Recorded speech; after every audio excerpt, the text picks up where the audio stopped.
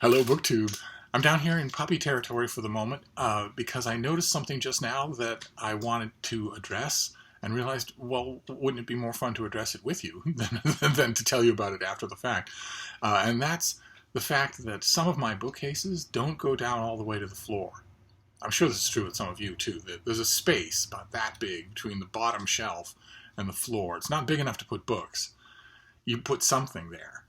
And over time, I have just sort of stuffed floppy bound pages from publishers there, the very preliminary version of a book that they can send you if you really, really need to get it right away, or if they don't have any ARCs to send out anymore. If they're fresh out of the ARCs, they might send you that.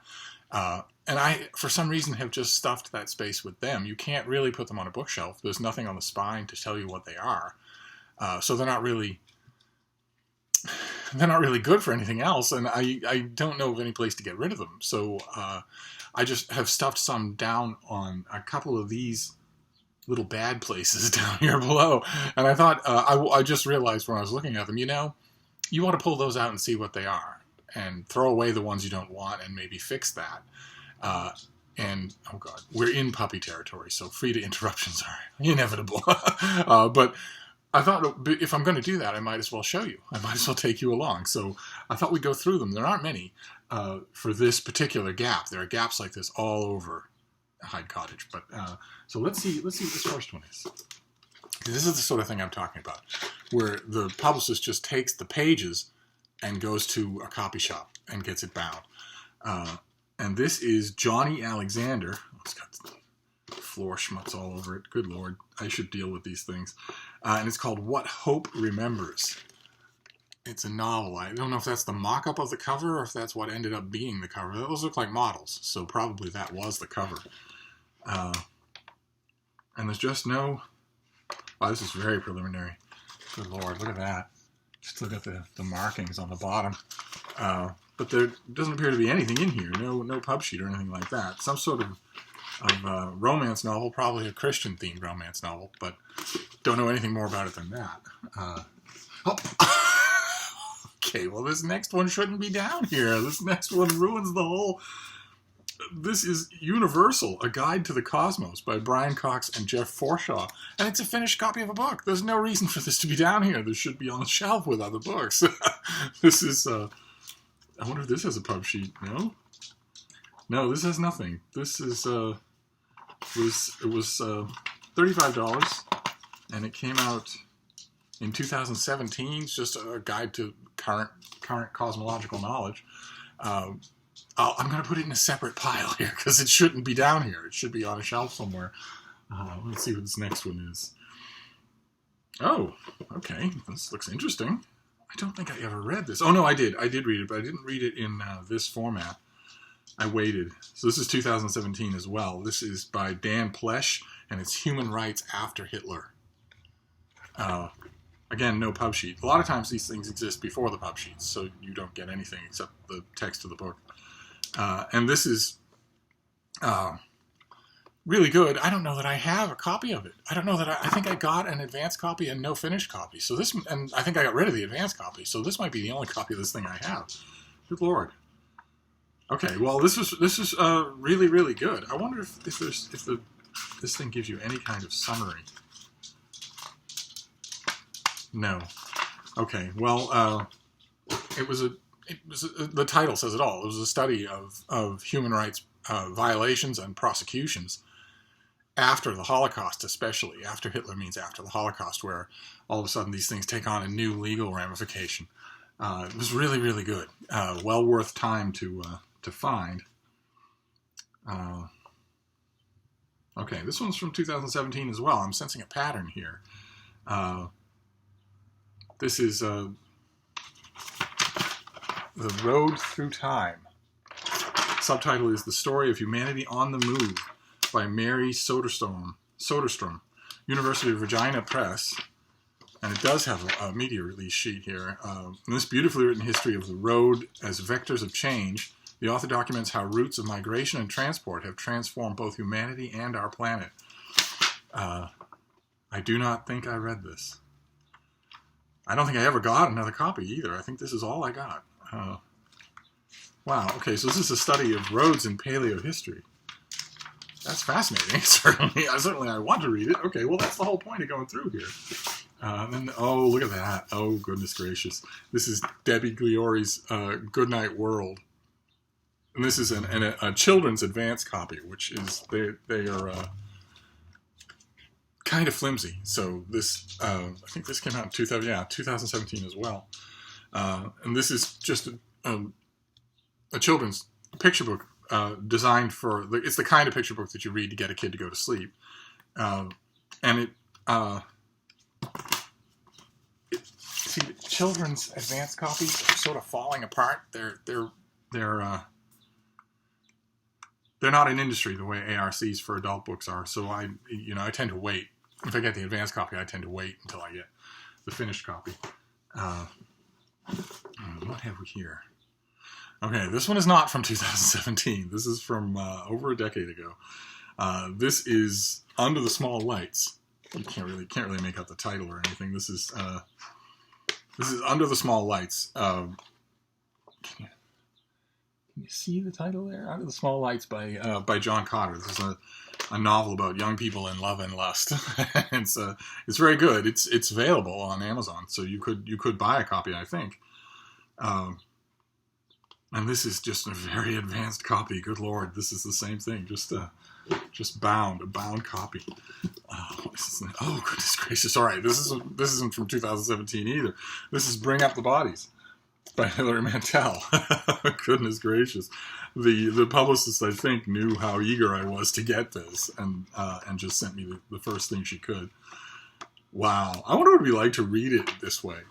In a 3-ring binder, loose thing like this. I wonder what that would be like. Because I think I did, but I don't see any markings, so I must have just blazed right through it. And then I got the advanced copy, and then I got the finished copy, and then I got the paperback, and then I've found finished copies ever since for anybody who wants it. But boy, what a book! Oh, what a book! And then let's see what this next one is. It's nice and big. Oh, goodness gracious. All right. Okay. This is Elena Ferrante, not my favorite author. This is Frantumaglia. This is the bound galley of her book Frantumaglia, which is a memoir. Concretely, it is a collection of essays, letters, interviews, as well as bits of stories and commentary around them. These are the pieces in which Ferrante discusses her writing process, the film adaptation of her novel Troubling Love, her relationship with the press and media, her literary influences, and more. But perhaps more accurately, it is a startlingly intimate glimpse into the mind and writing process of the elusive pseudonymous author. And that is what it looked like, of course, when it came out from Europa Editions. That was a while ago, right? That was 2016. Wow. Okay, that's just been sitting here that whole time. Good Lord. Then what is this? See, a lot of these things came from self-published authors. And a lot of that derived from the fact that once upon a time I was an editor for a journal that reviewed self-published works. So I got a ton of such things. And I didn't keep a lot of them. I got rid of a lot of them, but a lot of them still made their way down here. This is The Point of the Pick. This is not even a bound galley. This is just a folder with press material. This isn't even the book, so I don't know what this is doing down here. There's no reason for me to keep this.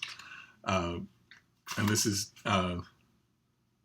this novel opens when the mob sends a message to Union presidential candidate Jeep DeLucci in Charleston, West Virginia. When DeLucci's camp returns the message, it's war for the 9 weeks until the election. And I don't think I ever got the book. I just have the advanced material. There's no reason for me to hold on to that. Well, that's what this was for. So I knew that this was going to happen. Oh, goodness gracious. Okay, what's happened again? There's another finished book down here. And not just any finished book, but a finished book that means something to me. What on earth is this doing down here? Okay, this is Paul and His Recent Interpreters by N.T. Wright. This is, I would read Tom Wright on St. Paul until the cows come home. And this is what this is. It's him going through some recent interpretations and readings of the theology of St. Paul, and then commenting on it himself. It's a finished trade paperback, so this shouldn't be down here. This will go with Universal and go on a shelf somewhere. What is this? Okay, we have a finished copy, or not a finished copy, but a cover. This is from 2017. It's by Gary Jansen, and it is Station to Station, at a nation journey through the stations of the cross. Wow. Oh, look at that. Here, there is a pub sheet. Look at that. Okay, those. I'm sure that most of you know what stations of the cross are. In addition to everything else, they are a point-by-point system for certain schools of Christian thought to organize their thought, and often very productively. This winter, Loyola Press, is that what this is? Loyola Press, good Lord, will publish Station to Station by Gary Jansen, the first book to delve into the stations of the cross through the lens of Ignatian spirituality. Jansen, a popular writer of many books, including the 15-minute prayer solution, uses the scriptural way of the cross to focus on the hearts and minds on Jesus' anguish and death. Walking through each station, readers see the unique ways in which Jesus responded to suffering. Okay, all right, Station to Station. I don't think I ever read this. Wow, all right. Well, it's good to know these things are down here. So what's this next one here? Oh, God. This one I did read. Oh, my. Okay, it's covered in comments. This is... It's a young Earth creationist book. It's called Old Earth or Evolutionary Creation. And it is just crammed full. There's barely anything in here. It's billed itself as Discussing Origins with Reasons to Believe and Biologos, both of which are young Earth creationist Christian apologia mills. So they're not in any way qualified to discuss the history of life or geology or cosmology. They're just religious schools. They're madrasas intent on inculcating young people in the fact that the Earth is 6,000 years old and was created by magic. And this book, it purports to be, it poses itself as a kind of let's discuss these things, shall we? And it's not, of course, anything of the kind. It's bomb-throwing ideology. And, yeah, and it's covered in angry commentary. Because I guarantee that the editors, Kenneth Keeley, J.B. Stump, or Joe Aguirre, I guarantee that at least one of them uses breaking-edge medication for some medical problem in one of their children. I guarantee that at least one of them has themselves or has a father or grandfather who has a pacemaker with an active radioactive element inside it that makes it work. I guarantee you that their lives are hemmed around, as all of our lives are, hemmed around on all sides by actual physical demonstrable proof that the Earth is not 6,000 years old and was not created by magic. And yet they espouse it. I don't know why I held on to this. And here it is. So, okay. Oh, okay. All right. This is probably another way that I often get self-published books is Kirkus Reviews, where I review. I worked for the indie branch of Kirkus Reviews, so I get a lot of self-published authors. And this must be one of those. This is a Hunter and Holmes mystery by Aidan Vaughn called The Kidnapping, complete with, if I remember, complete with illustrations. Just a Hardy Boys-esque murder mystery. I remember not too much hating it. Oh, okay. Well, here you go. All right. Fantastic. This is... did I get any notes for myself on any of these things? No, I did not. Okay. This is from years and years ago. This is either through Indie Kirkus or through Historical Novel Society or something like that. Somehow or other I got this book. This is from 2011. And it's a novel by Curt Finch called Magpie. And it's very good. It's very good. It was books like this that really made me... that really kept me going. Because you get 80 million self-published books that ought not to have been published in any way, even self. And then every once in a while you get a book like Magpie, which is totally smart, totally original, totally funny, and it just keeps you going because it makes you realize that there are a whole bunch of self-published authors out there who are doing really good work. I don't know if this is commercially available. I'll have to check and see if there are still any copies, if there ever were. But it's the story of a naive young man who falls under the sway of a Christopher Hitchens style boozing and babing superstar, slightly seedy superstar, intellectual iconoclast named Magpie, and the hilarious adventures that ensue. That's all that it is. It doesn't have any pretenses to be anything more than that, but boy, is it done well. I'm glad I have a copy. That's great. Let's see what's next here. Oh, okay. Well, this is another example of the advanced copy of a kid's book. This is from this year. It's called The Rabbit Listened, and it's by Corey Dorfield, and it's wonderful. It's a wonderful story of a little kid who doesn't just feels frustrated, feels like no one's listening, and a whole bunch of animals show up, but they don't really listen. Some of them laugh, some of them get angry, some of them stomp around, some of them talk about themselves, when all the little kid really wants is for someone to listen. And eventually a rabbit comes along and simply listens. And I loved it. I thought it was wonderful, even though I was in slightly high dudgeon the whole time, because of course the animal that would do that would not be a rabbit. Rabbits don't listen. It'd be a dog. Dogs listen.